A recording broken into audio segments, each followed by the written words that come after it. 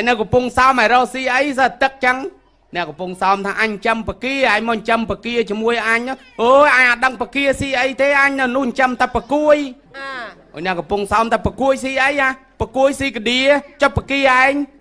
ស៊ីមឹកអេបកួយស៊ីកាឌីបកាទៅស៊ីមឹកអើឆ្លើយឲ្យផុតទៅអើយមឹកប៉ុណ្ណាណៃស៊ីកើតស៊ីកើតក៏ត្រូវឆ្លើយទៅចឹងដែរបើបកួយស៊ីកាឌីនោះចុះក្នុងអតីតនេះហេកខ្លាំងណាស់មិនជួបគូចាស់ប៉ះស្រីក្មេងប៉ុន្តែស្វិតណាស់ដូចជាខ្វះប្រេងចាំបងពីជែងក្រែងមានជាតិណែង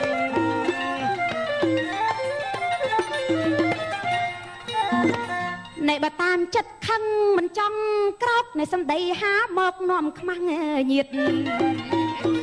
ឆាលរបស់គេដែរអ្នកបើតាមចិត្តខឹងមិនចង់ក្រោកនៃសម្ដីហាមកគេនាំខ្មាស់ញាតប្រើពាក្យសម្ដី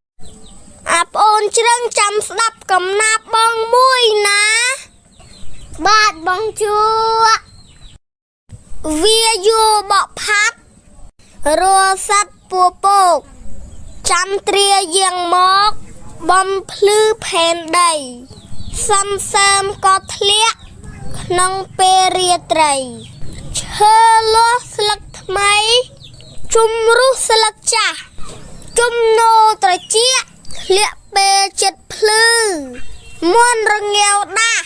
ក្មេងកាន់តែធំខ្ញុំកាន់តែចាស់ទារកកើតផ្លាស់ចាស់ស្លាប់ពេញដីសប្បាយនឹងវ័យក្មេងខ្ចីសូភាផ្លេចគិតជួរា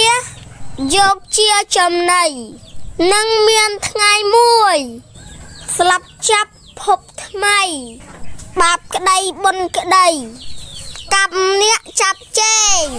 ពីតូចដល់ធំងុំដោយកង្វល់ក្នុងចិត្តឥតខ្យល់ភ្លើងឆេះឥតផ្សេងថាកូននៅតូចលំបាកខ្លួនឯងដល់ធំស្វាស្វែងជួយឯងវិញហើយសាច់ក្តីសង្ឃឹមបានត្រឹមខកចិត្តកូនខ្ញុំធំពិតធំឥតកោះត្រើយធំលុបមេអោកប់បាត់អស់ហើយអម្ចាស់ថ្លៃអើយធំហ៊ុះពឹងបានកូនតូចព្រួយតូចកូនធំព្រួយធំកូនពេញក្រមុំព្រួយនឹងថែប្រានតែកូនកំឡោះសោះតែរំខានចូលផ្ទះស្មើបានមានរឿងស្មើនឹង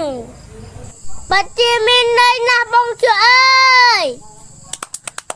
លីអលីអលីអលីអ